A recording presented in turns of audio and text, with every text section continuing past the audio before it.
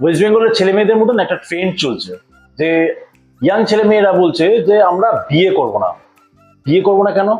কেননা আমার কাছে জবের অপশন নেই, আমি জব করতে পারছি না, আমি টাকা ইনকাম করতে পারছি না, আমি বিয়ে করলে খাওয়াবো কি করে বউকে? সেইখান থেকে আসছে যে আমি বিয়ে করব না। আবার এটাও দেখা যায় যে যে মেয়েটার সাথে এতদিন প্রেম করলাম সে আমাকে এটুকু বুঝলো না যে আমার কাছে টাকা নেই, টাকাটা দেখেই কি সব? টাকাটা দেখে সব না, কিন্তু টাকাটা আপনি যখন প্রেম করছেন না তার সাথে সাথে টাকাটা ইনকাম করাটাও আপনার দরকার। এটা বুঝতে হবে। প্রেমটাকে টিকিয়ে রাখতে গেলেও না টাকার দরকার, সেটা আপনাকে বুঝতে হবে।